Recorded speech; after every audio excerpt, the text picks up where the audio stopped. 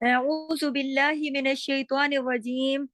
بسم اللہ الرحمن الرحیم رب اشرح لی صدری ویسر لی امری واحلل عقدۃ من لسانی یفقهوا قولی رب زدنی علما اللہم فقہنا فی الدین آمین۔ طہارت کے مسائل کے سلسلے میں حیض و نفاس ہمارا ٹاپک تھا، جس کے تحت ہماری سیریز میں لیسن نمبر 50 ہے، 50۔ اس میں ہمارا ٹاپک ہے حائضہ پاکیزگی کی حالت میں جس نماز کے اول یا آخر وقت میں سے ایک مکمل رکعت ادا کرنے کا وقت پا لے، اسی وقت وہ نماز اسے ادا کرنی چاہیے۔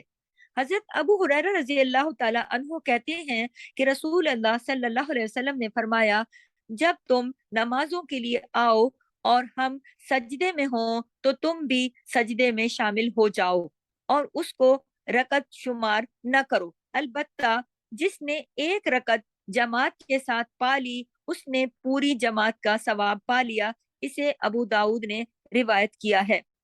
اس کی وضاحت میں یہ ہے کہ نماز کا اول وقت پانے سے مراد یہ ہے کہ اگر ایک عورت سورج غروب ہونے کی کہ اتنی دیر بعد حائضہ ہوتی ہے کہ نماز مغرب کی ایک رکعت ادا کر سکے، اسے حیض ختم ہونے کے بعد اس نماز مغرب کی قضا ادا کرنی چاہیے۔ یعنی کہ اس نے ایک رکعت وہ عورت جو تھی وہ حائضہ ہو گئی، جبکہ اس کی ایک رکعت ادا کرنے کا ٹائم ابھی باقی تھا اور اس وقت اس کا وقت شروع ہوا ہے، تو اس کو یہ والی نماز ادا کرنی چاہیے۔ آخر وقت پانے سے مراد یہ ہے، آگے مزید تفصیل میں جاتی ہوں، کہ آخر وقت پانے سے مراد یہ ہے کہ اگر ایک عورت سورج طلوع ہونے سے اتنی دیر پہلے پاک ہوتی ہے کہ وہ نماز فجر کی ایک رکعت پڑھ سکے تو اسے وہ نماز فجر ادا کرنی چاہیے۔ آپ یہ دیکھیے کہ ہمارے ہاں خواتین کو یہ مسئلہ پتہ ہونا بہت زیادہ ضروری ہے کہ اگر ایک عورت کو پاکی آ جاتی ہے اور وہ پھر تاخیر کرتی ہے تو اسے تاخیر نہیں کرنی چاہیے۔ اس مسئلے نے اس بات کو واضح کر دیا ہے کہ اگر آپ کو پاکی آ چکی ہے اور آپ کے پاس اب اتنا وقت کم ہے اور فجر کی نماز کے اندر پوری نماز پڑھنے کا بھی ٹائم نہیں ہے کیونکہ سورج نکلنے والا ہے، اور آپ کو یہ یقین ہو گیا کہ آپ کو مکمل پاکی آ چکی ہے، آپ نے غسل کر لیا، لیکن آپ کے پاس صرف ایک رکعت پڑھنے کا ٹائم ہے، اس کے بعد نماز کا ٹائم چلا جائے گا، تو آپ نے وہ نماز ضرور ادا کرنی ہے، وہ ایک رکعت ہی آپ نے ادا کرنی ہے۔ تو دوبارہ واضح کر دوں کہ حائضہ پاکیزگی کی حالت میں جس نماز کے اول یعنی اور یا آخر وقت میں ایک مکمل رکعت ادا کرنے کا وقت پا لے، اسی وقت اسے نماز ادا کرنی چاہیے۔ یعنی کہ اگر ایک رکعت کا بھی ٹائم ملتا ہے، یہ نہیں سوچنا چاہیے کہ پاکی آ چکی ہے، غسل کر لوں گی، آرام سے جس وقت چاہوں گی تو نماز شروع کر لوں گی۔ نہیں، پاکی آتے ہی آپ کو فوراً غسل کرنا چاہیے اور فوراً آپ کو اپنی نماز کی طرف لوٹنا چاہیے۔ اس بات کا بھی انتظار نہیں کرنا کہ میں اگلی نماز سے پڑھوں گی۔ اگر اس نماز کا وقت جو کہ ہے اور جا رہا ہے اور اتنا بچ گیا ہے کہ آپ کے پاس تو اب صرف ایک رکعت پڑھنے کا ٹائم ہے، تو بھی آپ نے انتظار نہیں کرنا کہ اب پاکی آنے کے بعد غسل کرنے کے بعد اب اگر نماز ہاں میں شروع کر لوں گی پھر پڑھ لوں گی، ابھی تو ٹائم جا رہا ہے۔ نہیں، جاتی ہوئی نماز کو بھی چاہے آپ کو ایک رکعت پڑھنے کا وقت ملے تو ایک رکعت پڑھ کر بھی اس میں شامل ہو جانا چاہیے۔ آپ نماز کی اہمیت دیکھیے، اور خواتین کو اس مسئلے کو سمجھنا بہت زیادہ ضروری ہے کہ اپنی بہت توجہ رکھیں کہ اپنی پاکی آنے کے بعد اپنی نمازیں ضائع نہ کریں، پاکی حاصل کر رہے ہیں غسل کریں اور جاتی ہوئی نمازوں پہ نظر رکھیں کہ اگر ایک رکعت کا ٹائم بھی باقی رہ جاتا ہے کہ بھائی پوری نماز تو ادا کرنے کا وقت نہیں ہے، تو بھی وہ ایک رکعت بھی لازمی ادا کرنی ہے۔ اس کے ساتھ اگلا لیسن بھی ساتھ ہی میں جوائنٹ کر رہی ہوں کہ کپڑے پر حیض کا خون لگ جائے تو اسے اچھی طرح صاف کر کے اسی میں نماز پڑھی جا سکتی ہے۔ یعنی اگر کسی کپڑے پر کوئی لگ گیا ہے، کوئی داغ دھبا اس طرح کا، تو اس جگہ کو اچھی طرح صاف کر کے اس کپڑے کو دوبارہ نماز کے لیے استعمال کیا جا سکتا ہے. وہ صرف جگہ اچھی طرح صاف پاک کر لینی چاہیے. پورا کپڑا یعنی کہ دھونا مقصود نہیں ہے. کپڑے سے حیض کا خون صاف کرنے کا طریقہ درج ذیل ہے.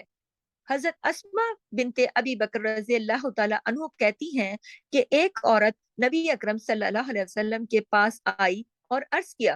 اگر کسی کپڑے پر حیض کا خون لگ جائے تو وہ اسے کیسے صاف کرے؟ اللہ اکبر. آپ دیکھیے کہ عورتوں کو مسائل جاننے کا کتنا شوق تھا اور کتنی باریکی وہ جاننا چاہتی تھی اور کتنا وہ عمل کرنے کا شوق رکھتی تھی کہ خاتون نبی کریم صلی اللہ علیہ وسلم سے پوچھنے آئیں. ظاہر غربت کے زمانے تھے، اتنے زیادہ کپڑے نہیں ہوتے تھے، تو تھوڑے ہی کپڑے ہوتے تھے، تو پھر انہی کپڑوں کو استعمال کرنا ہوتا تھا. اس وجہ سے خاتون پوچھنے آئیں کہ میں اسے کیسے صاف کروں. تو رسول صلی اللہ علیہ وسلم نے فرمایا، پہلے اسے اچھی طرح کھرچ لو، پھر اسے پانی سے مل کر دھو لو، اس کے بعد اس پر پانی چھڑک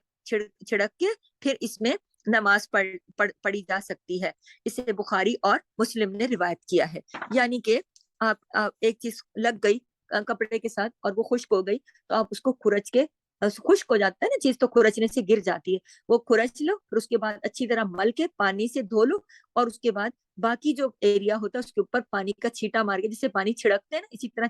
چھڑک کے پھر اس کپڑے کو آپ استعمال کر سکتے ہیں. دیکھیے کہ پہلے وقتوں میں اتنی زیادہ غربت ہوتی تھی، لوگوں کے پاس اتنے ڈھیروں ڈھیر کپڑے ہوتے ہی نہیں تھے، وہی ایک کپڑا ہوتا تھا، اور نمازوں کی اتنی زیادہ اہمیت کو وہ لوگ سمجھتے تھے کہ وہ ان چیزوں میں وقت ضائع نہیں کرنا چاہتے تھے کہ کپڑا دھلے گا، سوکھے گا، اس کے بعد نماز قضا نہ ہو جائے. تو کم کپڑوں میں آپ دیکھیے کہ کپڑا فوراً احتیاط کرنی ہوتی تھی، کوئی داغ دھبا لگ جائے اسی جگہ کو پکڑ کے دھو کے پھر دوبارہ پہن کے نماز پڑھنی ہوتی تھی. تو آج تو چونکہ الحمدللہ کے لوگوں کے پاس ماشاء اللہ بہت کپڑے ہوتے ہیں، اور پھر بھی لوگ جو ہے تو اس کو نمازوں میں تاخیر کر دیتے ہیں. تو یہاں سے ہمیں ایک چیز اور سمجھ میں آتی ہے کہ ہمیں اپنی نمازوں کو احتیاط سے دیکھنا چاہیے اور پڑھنا چاہیے اسے اس طرح کی چیزوں میں کہ ابھی تو میرے پیریڈز کے دن چل رہے ہیں اور میرے کپڑے پاک نہیں ہیں، یا یہ وجہ ہے یا وہ وجہ ہے. نمازیں بلا وجہ نہیں ترک کرنی چاہیے. جب تک ناپاکی ہے تو جب تک تو نماز نہیں پڑھنی ہے، لیکن جیسے ہی پاکی آئے تو پھر اپنے غسل کر کے پاک صاف کپڑے پہن کے آپ اس کو نماز کو ادا کریں. اور اگر کپڑا دھونا پڑے تو اس کا دھونے کا طریقہ بھی میں نے آپ کو بتا دیا ہے. اس کے علاوہ غسل سے پہلے حائضہ سے صحبت کرنا منع ہے. یہ دیکھیے بہت امپورٹنٹ بات بتا رہی ہوں. غسل سے پہلے یعنی ایک عورت پیریڈز ہوئے اور اس کو ابھی اس نے غسل نہیں کیا، پاکی نہیں کی، تو وہ اپنے شوہر سے اپنا جسمانی ریلیشن قائم نہیں کرنا ہے. اس کو خواہ اس کو ایام حیض کی مدت کم ہو یا زیادہ ہو، چاہے اس کو کم دن تک یہ پیریڈز رہے ہو یا زیادہ دن تک رہے ہو، 5 دن رہے، 7 دن رہے، 10 دن رہے، 3 دن رہے یا 1 دن رہے، لیکن جب تک وہ غسل نہ کر لے تو وہ اپنے شوہر کے ساتھ اپنا فزیکل ریلیشن نہیں بنائے. سادہ سی بات ہے، کوئی بھی عورت جب اس ناپاکی کی حالت میں آ جائے تو پہلے اپنی اس ناپاکی کی حالت سے باہر نکلے، غسل کرے، اس کے بعد وہ اپنے شوہر سے صحبت کر سکتی ہے، یعنی کہ جسمانی ریلیشن تب بنا سکتی ہے. اسی ناپاکی کی حالت میں بنا غسل کے وہ نہیں بنا سکتی. سبحانک اللہم و بحمدک، نشہد ان لا الہ الا انت، نستغفرک و نتوب الیک. السلام علیکم ورحمۃ اللہ وبرکاتہ.